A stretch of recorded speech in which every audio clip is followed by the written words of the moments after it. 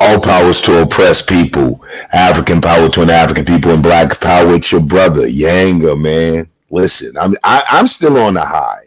If you didn't get an opportunity to check out my debate yesterday, go check it out. Shouts out to SVDL, Solar Division Debate League. Hands down, going to be, if not, the coldest debate league out there offering debates. Big props up to my opponent, man. Don Kemet gave me my debate, my debut debate. I'm not gonna front. I did better than I expected, and I'm pleased with the scores, man. I'm still elated, man. I'm still like riding that high. Shouts out to my camp, man. Queen Nundy's camp, Queen Nundy 3GP. Swing through there. Check it out if you haven't checked it out. Subscribe and like. Definitely like. Hit that like button when you're falling through my joint. Subscribe to it. Like I said, man, shouts out to SVDL, shouts out to his commissioner, all the debaters, and every person in the chat, all the supporters, the fans of the league, SVDL, that keep it crunk, that keep that thing hype, man. I know we got the hypest chat. You know what I'm saying? Hands down, man. We definitely had a hypest chat. This isn't what that show's about. I should have did my own victory lap. Maybe I'll come back later tonight and do a victory lap, man. Maybe I'll gloat a little bit, allow myself that brief indulgence, man. Because, yo, hey, your boy did his thizzle, all right? Okay.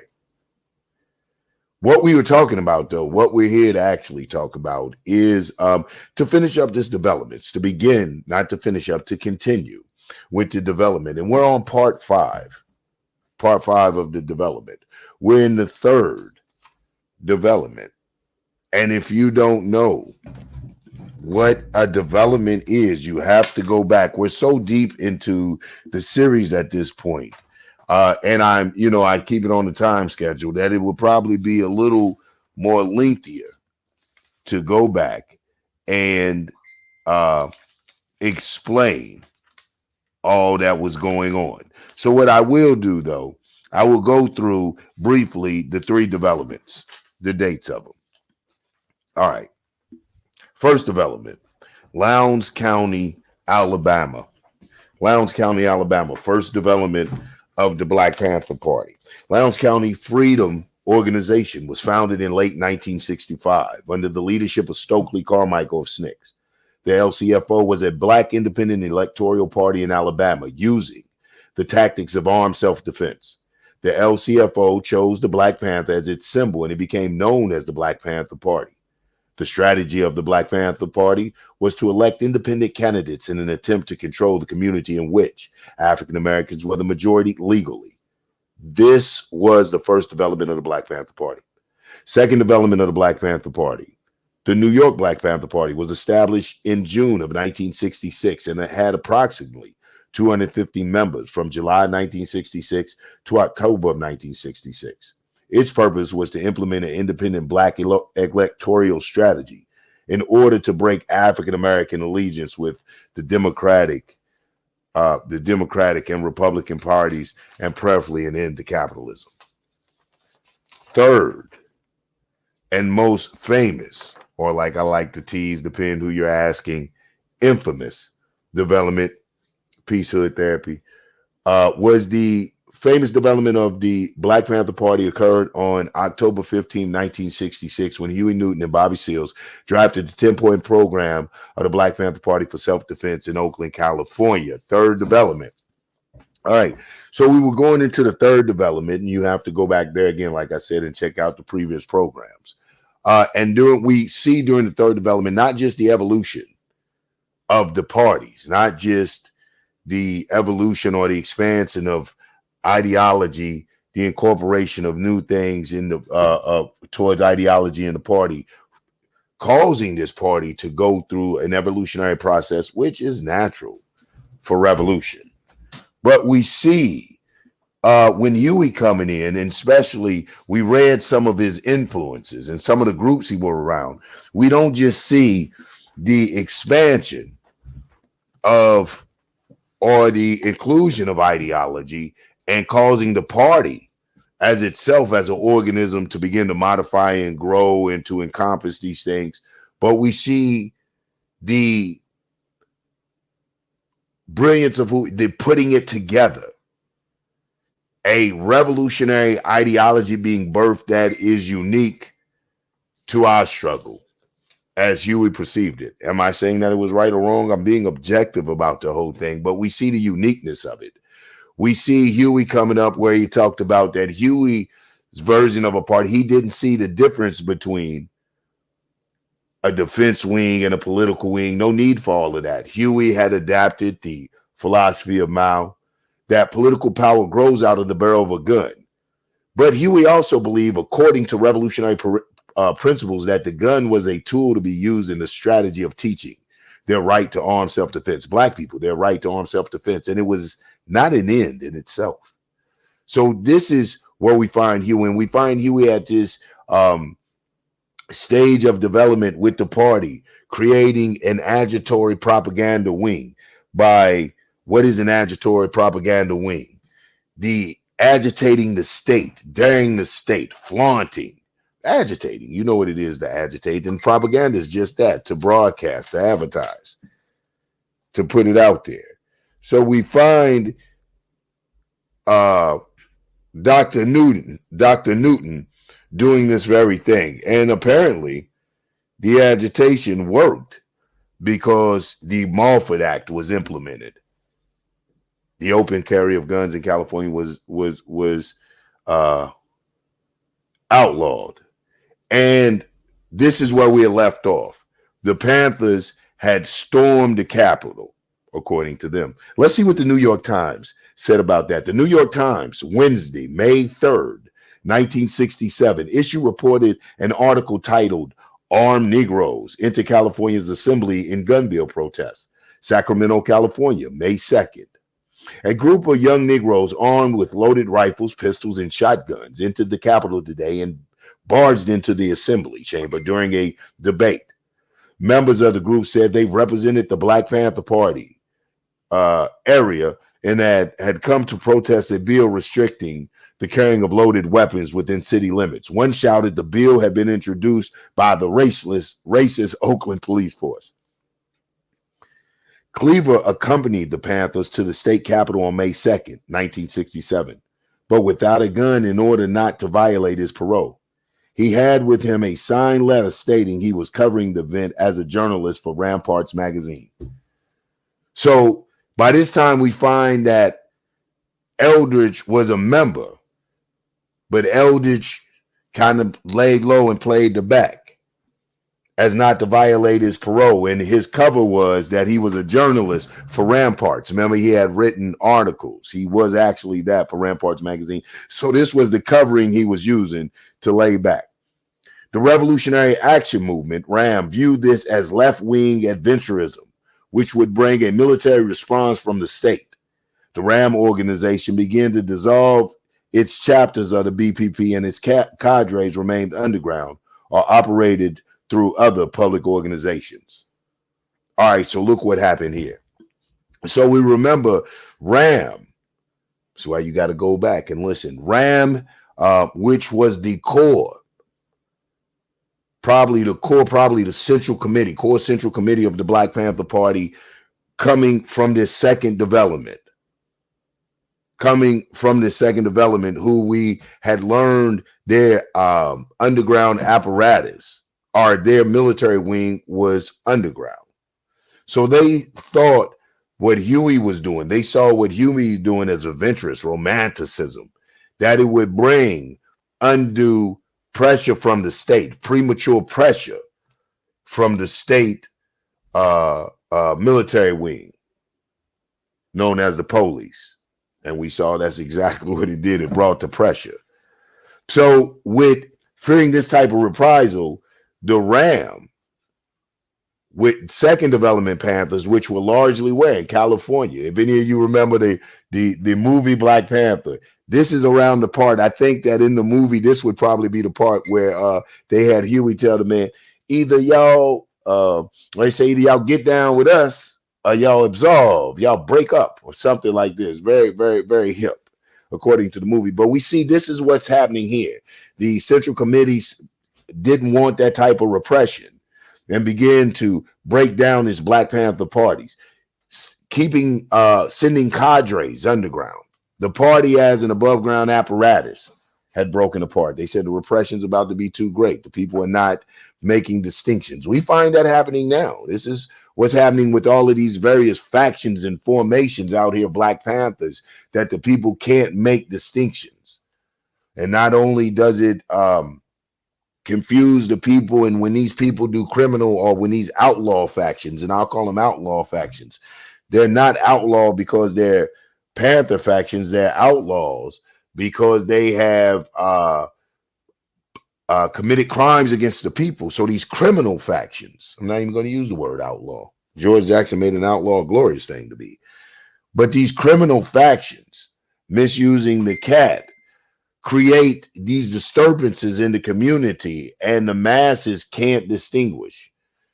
These untrained, undisciplined, so-called revolutionaries who have bought their patches, who have bought their buttons, who have paid a certain price, have bitten to the commercialism, participate in the commercialism of one of the most revolutionary Black organizations ever to be birthed on the shores of North America. These people who have done this contributed and participated in the commercialism of the Panthers. When they go out and do something foolish, counterproductive, and counter-revolutionary and bring the repression, the state doesn't care about intra-politics. The state doesn't care about who's who and who's the leader of who. The repression falls on all the Black cat nation, all Black Panthers. So this is what Ram at this particular time saw coming, and they disbanded the Black Panther parties, or the operations of above ground programs and movements under the ban of the Black Panther Party. And those operators, those revolutionaries, went underground or operated through other public organizations. Huey P. Newton was probably the first organizer since Robert Williams developed a defense guard in Monroe, North Carolina in 1957 to recruit the Black street force, or lump it into the public paramilitary organizations. This is what we're talking about. This is what we're getting to.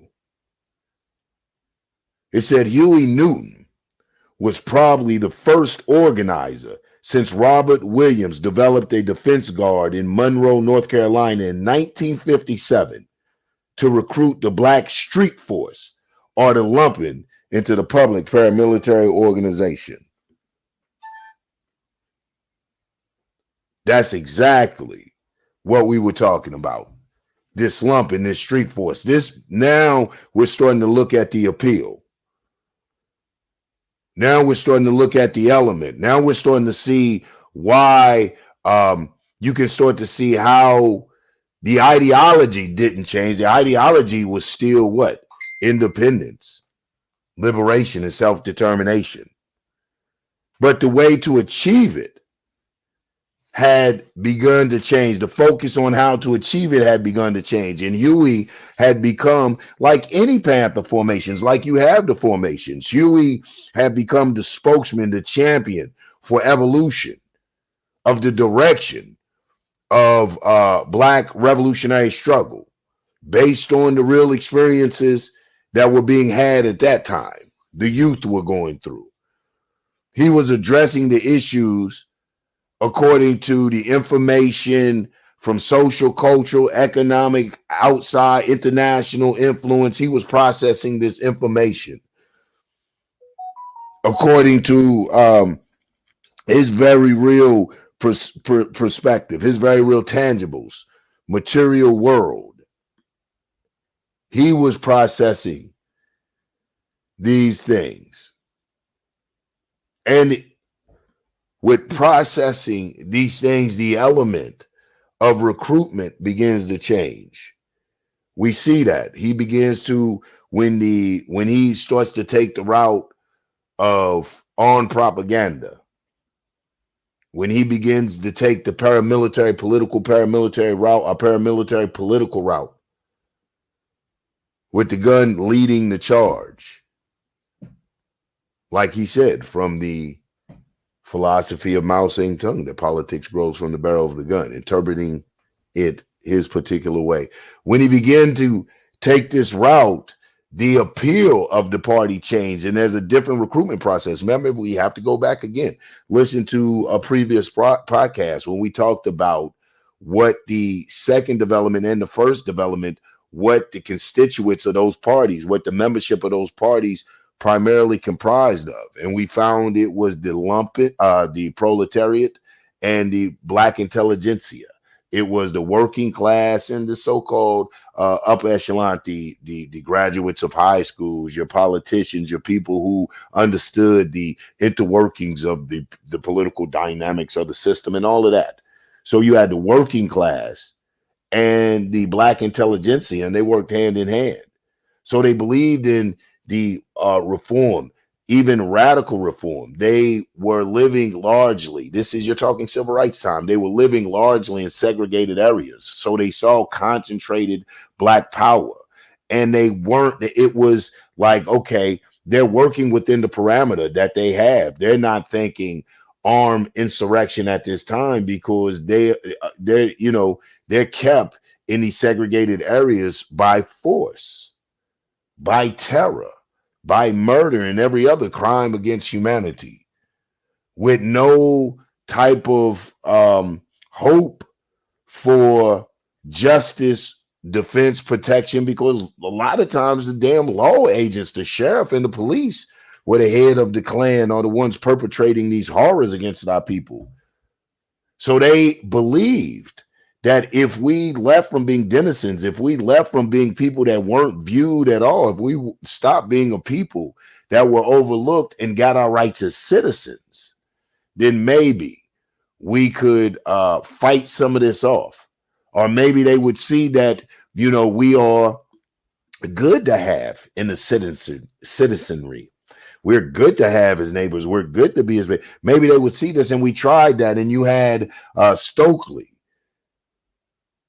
or Brother Kwame Ture, formerly known as Stokely Carmichael, who saw the futility of it, mainly the younger people, because revolution is had by younger people. Let's face it. SNCC went being from Student Nonviolent Coordinating Committee, buying in with Dr. King's Southern Christian Leadership Council, SCLC, taking the whole passive Mahatma Gandhi, the pacifist route, trying to get political participation, all the while pacifism to encourage the state to enact laws that would allow more political participation. And Stokely Carmichael saw the futility of this. So he believed if we get in conjunction with people like Robert Williams, Deacon of Defense, maybe if we add an armed element and encourage our people, we will, and it's all black people, forget participating with the Democrats or the Republicans, like Fannie Lou Hamer showed us with the Democratic Freedom Party, who she had that separate action going on. So they really took this radical approach. Forget all of that. We're going to do it our way. And Stokely invited the armed wing to it. Stokely brought an armed element with the Deacons of Defense to the whole shebang, right? So we still see him encouraging and trying to get into through reformism, because they didn't see taking it out with the gun and we're separating, we're fighting and shoot it out. They was like, well, if we force ourselves to them ballot boxes, if we protect our people and go in here and exercise this, or we do this, they're going to see that we're serious. And so we see this being introduced into it. And as it spread and it went to New York, so this is working class, black intelligentsia. We see how they're tied into it, and it spread and went to New York. Same thing, They said, okay, we got a little bit of political. We pushing the political. By this time, 1965, the Civil Rights Act is signed into power. So we kind of got that. We're still, wrestling. What position do we take? We kind of got that. Is radical reformism still the answer? We got armed. The armed question, the armed struggle in the question here. The black intelligentsia wins through, because we're coming from the still the reformist perspective, and they say, hey, you know what? Community control, we socialize your right, people's power. Let's take community control of the school through curriculum. Let's monitor the curriculum, make sure the curriculum is reflective as us as a people in our struggle. So they did that second development.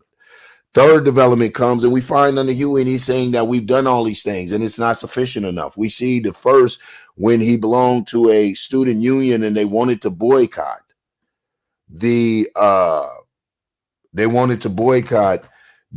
college, and Huey and Bobby automatically was like, let's bring the guns and boycott something else. Let's and not boycott, let's boycott the school and address something else. Let's address the police brutality. So we see right then and there the real radicalization, not of what? Reformism, but the real radicalization of bringing out of the guns of the, from the masses perspective. And they're doing this in the streets, openly confronting the police, educating the masses. The everyday people, not the black intelligentsia, not just hanging out at the factories like the socialists and the communists were doing, trying to proletarian rights, but the lumping, like, yo, you got rights, you ain't got da da da da da da da da. And it has that peel and a draw. And they say never since 1955 with Robert Williams has anyone recruited the black street force or the lumping into a public military organization. What made Huey's paramilitary anti-propaganda team different was that Huey developed it into a radical organization with a 10-point platform and created uniforms for the Black Panther Party for self-defense. What? They said what made Huey's organization, paramilitary, agitatory, propaganda team different was he developed into a radical organization with a 10-point program and created uniforms for the Black Panther Party for self-defense. That's what these gun clubs spawn out of. This is your first gun club. The difference between what Huey was doing, though, is they really push agitatory propaganda. Huey was literally really trying to push the state into being criminal, really pushing the state into breaking its own laws. What they did do is make the state, that's what the state will do. It will bend and bend and bend till it breaks. And it maneuvered and manipulated. It said, you know what? We're going to see how organized this group is. We're going to change the law. We're going to criminalize their biggest tool, agitatory propaganda. We're going to make it illegal for these black men to be out here showing this bravado, showing this maleism, machoism. If I'm not going to say male, I'm not going to, but showing this side of, black manhood. Yeah. Hell yeah. Showing this, they said, we're going to outlaw and we're going to criminalize them, and we're going to find out who's who. You're going to find out who's really made for this. The ones who are scared are going to put down their guns because now it's not legal. Can't have that out here, buddy. Police jump out. What the hell are you doing with that? I ain't got it. You put it down. And you're going to find out the real ones, and those are going to be the ones we can either kill or incarcerate because the revolutionaries are not going to put it down. What did Field Marshal George Jackson teach us about the outlaw? He said, every revolutionary must eventually come to grips with being an outlaw. Every revolutionary must eventually come to grips with being an outlaw. Why? Because at some point of time in the revolutionary's life, the revolutionary and the state will conflict as it concerns directions, interaction, life. If you're a revolutionary at some point in time, you're going to conflict with the state. You're going to have that confrontation. And this was their confrontation with the Panthers. They criminalized it. So, but we see here the inceptions of the first gun club. What he said, what made Huey's paramilitary agitation propaganda team different was that Huey developed it into a radical organization with a 10-point program and created uniforms for the Black Panther Party of self-defense. Right? The famous black leather jacket and black beret came to symbolize membership in or support of the Black Panther Party. The social consumption of the third Black Panther Party, or the third development Black Panther Party, was different from the first two developments. composition, I'm sorry, the third composition, the social composition of the third Black Panther Party was different from the first two developments. I talked about that a little earlier. Let's go back to the uniform. Huey what also made it different. He gave it a swag. Not knocking the uniforms of our paramilitaries, our defense mechanisms, and all the like. Not knocking, but it just, to me, it is so neo-colonialist. You look like jump out boys. You look like the police. You know, I mean, you can really see how influenced we are by our colonizer and what we admire as strength or what we admire as might. You can see it reflected in our mechanisms. I think we have to watch. It speaks much to psychology. War is not just physical. So, I mean, so what I give to Huey, them, they could have, went and bought some uniforms that look much like the police. They're called security guard uniforms. They could have emulated the colonizer, the military wing of the state at that time, you know what I'm saying? The repressor for the colonizer, known as the police. They could have bought some things that that were resemblant of that. But Huey he got a swag. The beret from internationalism. Che had a great beret. All the revolutionaries at the time, the resistance fighters in all the way back to World War II, wore berets. Berets had become the badge, the mark, the symbol of resistance. So Huey grabbed the beret. Bow. Badass. Leather jackets, man.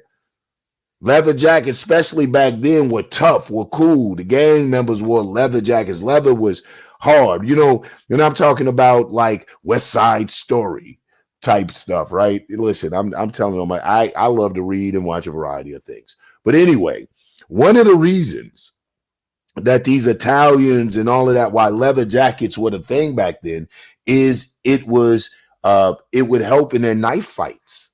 Can you believe it?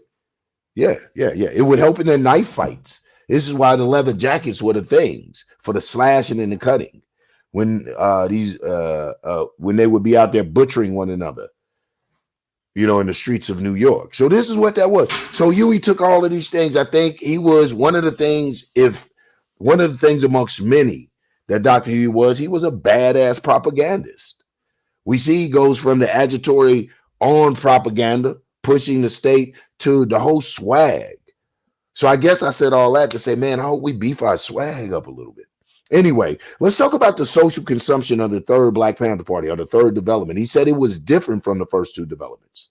The social composition of the Black Party for self-defense, the social composition for the Black Party of self-defense was made up of the lumpen.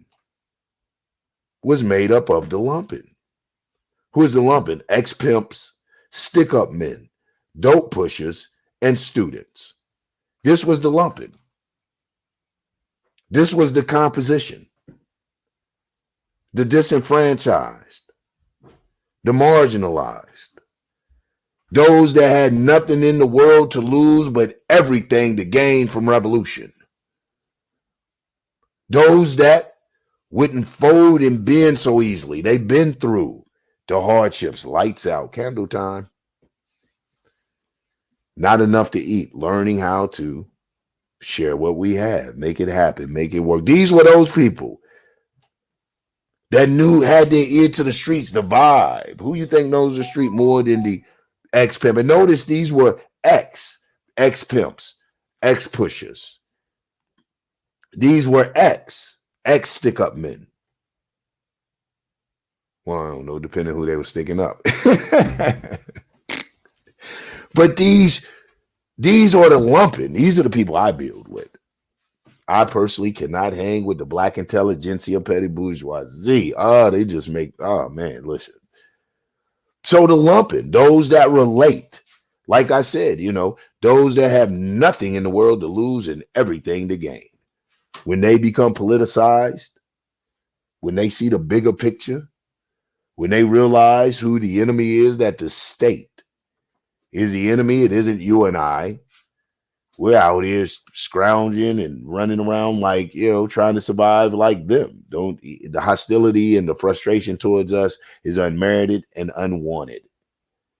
We aren't your enemy. So we go to politicize. And these are the people that started to comprise the composition of the third development, the lumping. Huey picked up the gun publicly again.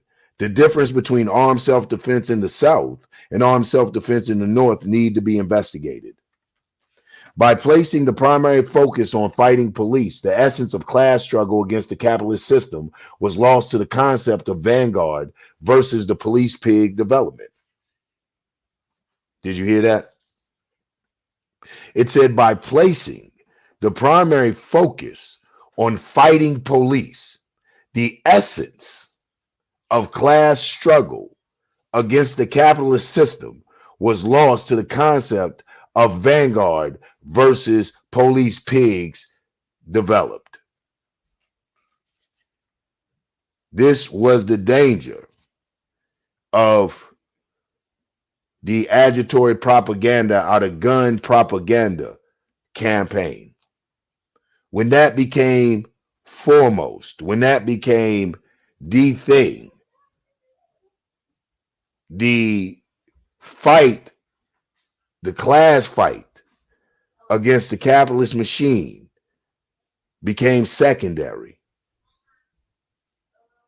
The class fight against the capitalist system became secondary to what? The vanguard versus police actions.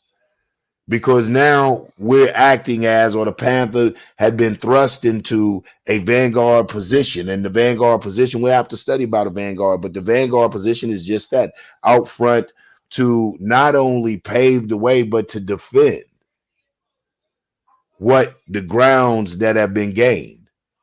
And they were saying, RAM and other groups were saying that we're moving too quickly. We're propagating a station or a state that we're not quite there yet. We're inviting, we're daring, like we're doing what Huey wanted to do. We're agitating them to actions that would put us in revolutionary positions that we're not quite ready for.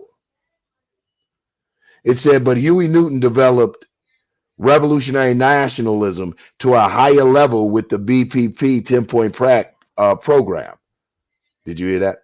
But Huey Newton, Dr. Newton, developed revolutionary nationalism to a higher level with the BPP 10-point program. The 10-point program raises the question of power and self-determination of the African American national community. The Black Panther program advanced the line the African Americans were a kind of colony, which are oppressed for racist and economic reasons by the U.S. government. You'd have let my opponent tell it yesterday. He said the Black Panther Party, who made us recognize we were a colony, was a radical integrationist group. He done. Hold on for a moment.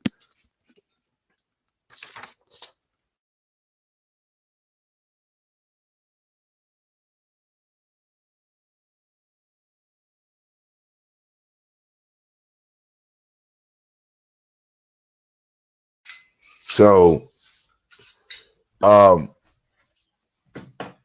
yeah, pardon me, it got thrown through my throat. So the Black Panther program, the 10-point program, like Dr. Muhammad says, raises the question of power and self-determination of the African American national community. The program advanced the line that the African Americans were a kind of colony, which are oppressed for racist and economic reasons by the U.S. government. Although Black Americans were widely dispersed rather than comprised into a compact territory, the Panther leaders declared that they were nevertheless a subjugated nation because of the bonds due to their psychological makeup, ghetto language, concentrations in congested inner cities or in rural areas, and in economic statuses similar to colonial peoples.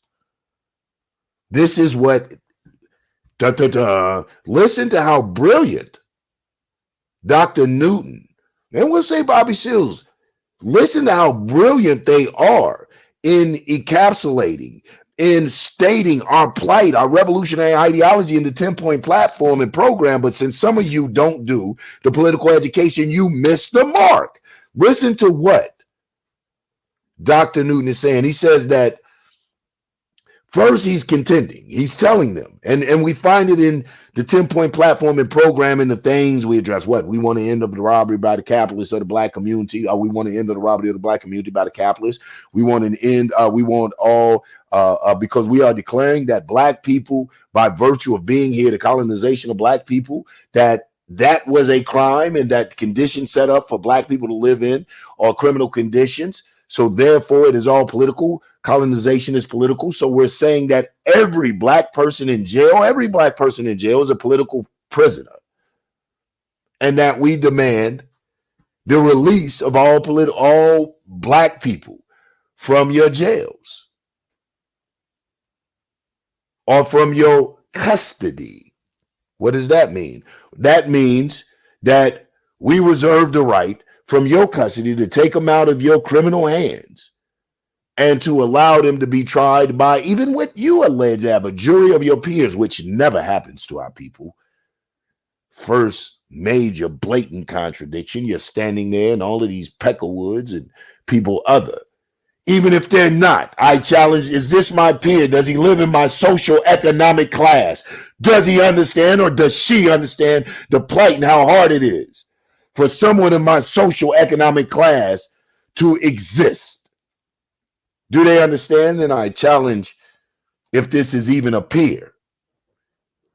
So we understand, those of us that do, understand exactly what the 10-point platform and program is saying, all the way down to the very beautiful one of the 10th, where we are demanding complete and total independence through the process, we're saying, of a plebiscite and these things that make a people a nation. Why? Because the program says this is the 10-point, the Black Panther program advanced.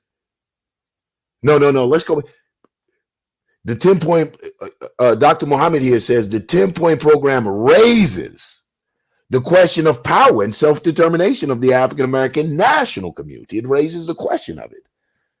It forces us to confront it. It forces us to ask the oppressing ruling classes, not ask. It's not asking. I'm sorry. I did the 10-point platform and program a disservice. It isn't asking. It is demanding. We demand this. And when you see the actions take place that correlate to people that have demanded, and we've all heard the famous Tupac tape when you say, let me in, I'm hungry. And nobody, you're knocking at the door, you're singing and dancing for your food. Nobody said, now you come through, I'm picking the lock and I'm blasting, blah, blah. This is what we're saying. So when you see certain actions of a people who have been pushed to the extreme to survive, 10-point platform program is why. We wanted freedom. We wanted an end to the robbery of our community. We wanted a history that taught the true nature of this decadent society and the black man and the black woman's role in this nature. We wanted all of these things. We were denied these things. These are the natural results we talked about. If you didn't see my debate, go check out my debate. We talk about contradictions of a thing. And this is the contradiction. The contradiction to oppression is revolution. The contradiction to oppression is revolution. So we find that the 10-point program raises the question of power and self-determination of the African-American national community. The Black Panther program advanced the line the African Americans were a kind of colony. It pushed this ideology that we are a kind of colony, which are oppressed for racist and economic reasons by the U.S. government. We elevated our struggle, racist and economic reasons, social, economic, cultural, race, economics, we're targeted. Although Black Americans were widely dispersed rather than comprised into a compact territory, we're saying though we're all over these Americas, the Panther leaders declared that they were nevertheless a subjugated nation based on what? Because of bonds due to their psychological makeup. Ghetto language concentrations in congested inner cities are in rural areas and in economic status similar to colonial peoples. Black is an experience. That's what I've been saying. Let me sip my coffee. They're talking about the overall experience, the experience or the category that the oppressive ruling class puts you in. Why they treat you like a people? Why wouldn't you act like a people? I don't care if you like me personally or not.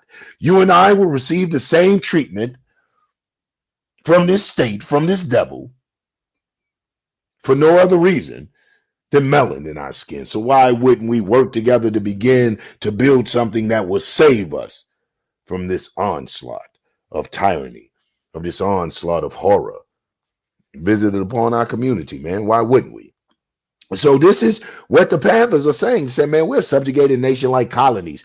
We're elevating this thing to we're saying this is the crime of colonialism, man. This is bigger than the Ma'afa. This is bigger than slavery. This is bigger than just some domesticated issue or your little piece of the crime. The transatlantic slave trade. This is the issue of colonization worldwide, transatlantic and sub-Saharan slave trade. Every slave trade that went involved with these colonizers. I don't care what little subsection you're going to call it to get away from answering for the international crimes and horrors that you've perpetrated in the name of expansion and extracting resources from the people. So we're saying that black people are the same thing. Put us in that because that's what happened to us. Don't be like, no, not y'all. We're doing it to them. We didn't do it to y'all. We didn't screw y'all like that. We gave y'all a little Vaseline. You didn't get it rough and rugged.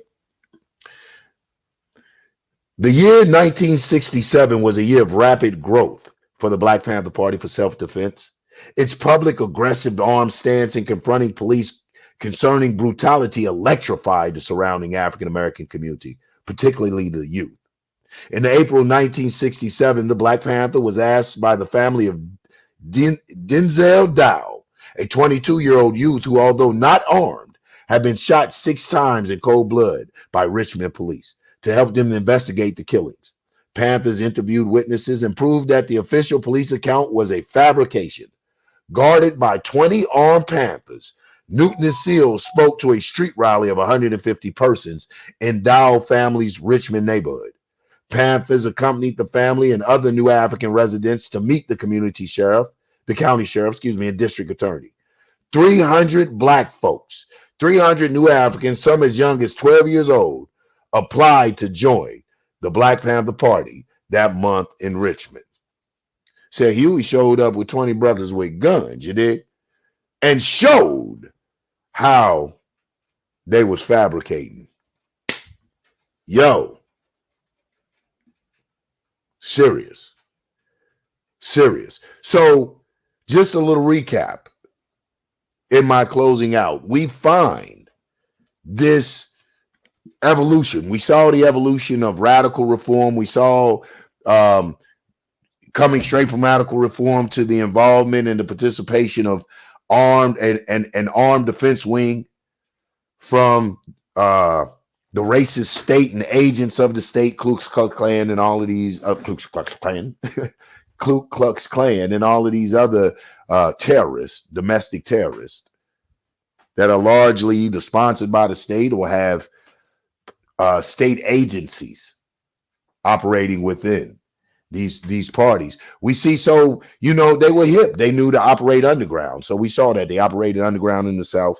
Know what it was like for those reprisals. We look at Mega Everts. We look at even white people they were killing. I forget the brother and the 2 Jewish gentlemen that were murdered going down there during the Freedom Rise to register the people to vote. So we know the horror was very real. So they weren't as open with their armament. We find it going to New York. And in New York, they're getting with revolutionaries.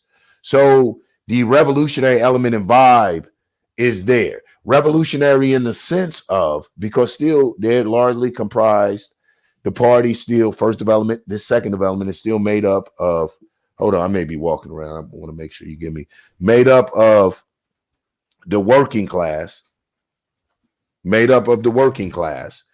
and bourgeoisie. Give me a moment.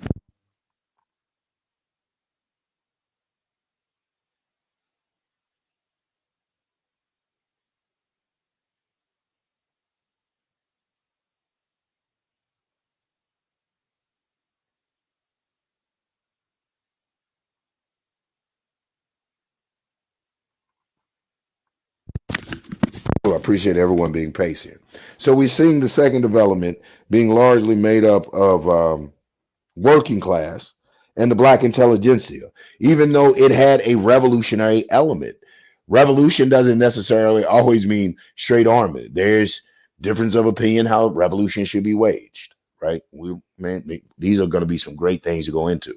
So anyway, so this element, this revolutionary element, was more community oriented, more socially oriented. They work with black nationalists, revolutionary nationalists, and the black Marxist Leninists. So it was more socially oriented. You find that being manifested in their attack of the schools and demanding community control of the schools through curriculum.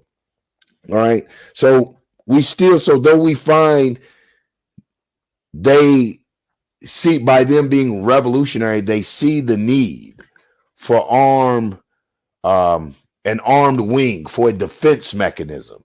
They see the need of that. They understand exactly what they're embarking upon.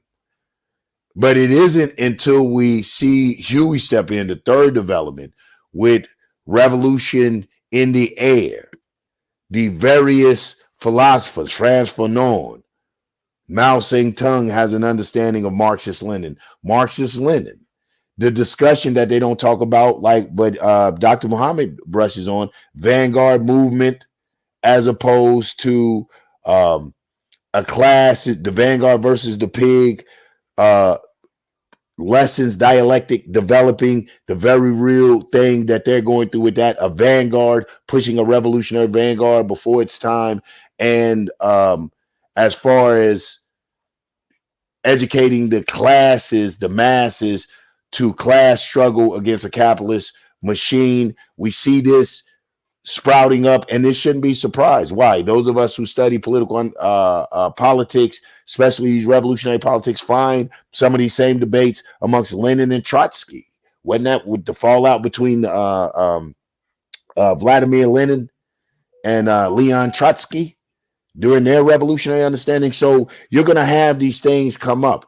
What we find, though, is Huey taking more of a vanguard move, the armament taking center, the agitating, the challenging of the state, that we are ready to confront you on this level of armament. It's not just defense. It's not going to be guerrilla tactics in defense, or, hit and run tactics, reprisatory tactics. We're challenging state control of these territories, which you have, and we'll talk about the three territories: contested zone, liberated zone, and a neutral zone. An occupied zone.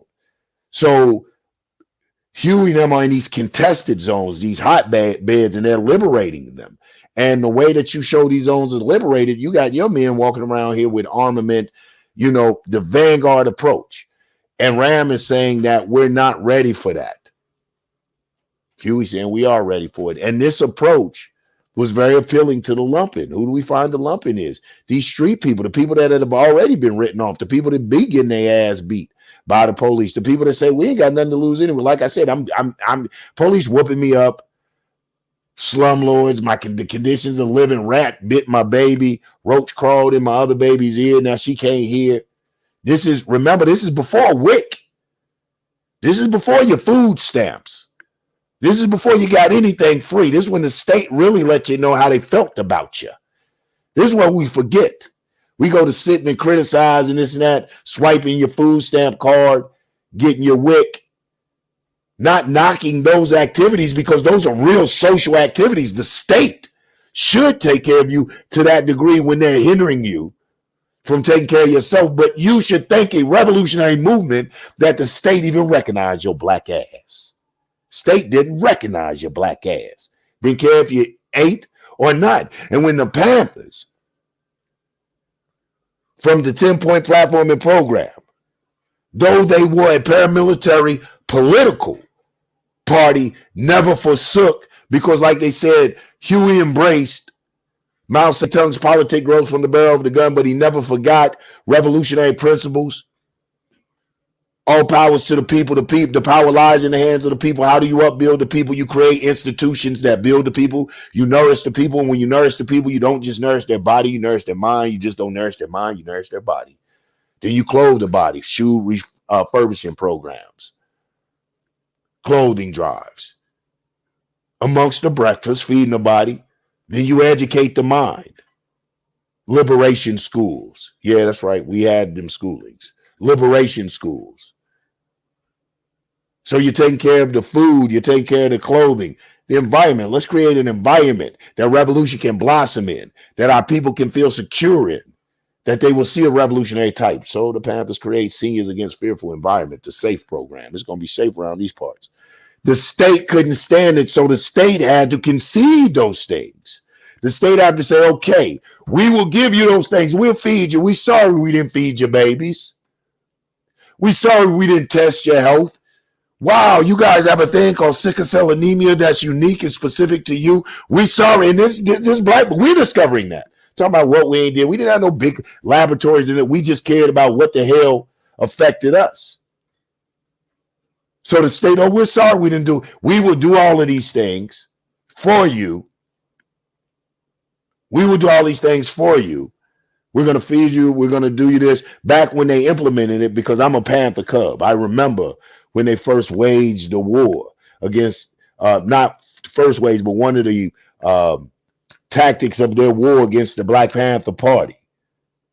I remember that thing, and it was called, check it out, powdered milk, powdered eggs, block of cheese. I remember free lunch in the park, the white box. I remember it going from my father and the comrades to all of a sudden when all the hoopla, my father was gone and a lot of stuff was going on, to I'm in some line receiving government surplus and staples. The shit on the side of the peanut butter used to say not to be sold. I thought that was not to be sold. There was some of that not to be sold peanut butter. And when they gave us these things, they came in mass and murdered the Panthers. They knew. They said we have appeased the people. We fed their bellies. They're content. Plus, they ain't got to hear that black shit. Why they had to give them a color TV. And we'll go in and murder all their champions of the black community. Yeah. So we look at these things. So I'm going to end it here. This is where we're going to end it. We find Huey coming in with the Vanguard movement, introducing the gun. Now the guns have been outlawed. The Mulford Act has been put in effect. Now Dr. Ahmad's critique is that it went more to the vanguard, concentrating on revolutionary actions as a vanguard, which changes the political education. It changes the position you're taking with the community. You see what I'm saying? Ideology doesn't change, but when you change your tactics, when you change the strategy, everything around it must change to coincide to get the maximum efficiency, the best effort out of these particular actions. And the actions became actions of vanguard revolutionary movements, which invited a certain repression from the state that Dr. Muhammad said we wasn't ready for. We're going to see what his critiques are further. We're going to stop there. With that, man, I appreciate everybody. Appreciate everybody for checking in, riding with your boy. Again, shouts out to SVDL, Don Komet for giving me that debate. Everybody that was supporting. If you haven't checked the debate out, go check it out. Listen, I'm telling you, man, my little bragging moment for a moment. I allow myself this. Like my man said, that's what I'm averaging. That's what I'm starting out as. So it only gets greater later, baby. Y'all then let me start working out some of these quirks and kinks. All right, I'm allow myself that. Yes. With that, man, I'm going to leave you as I greet you. All powers to oppressed people, African power to an African people, and black power.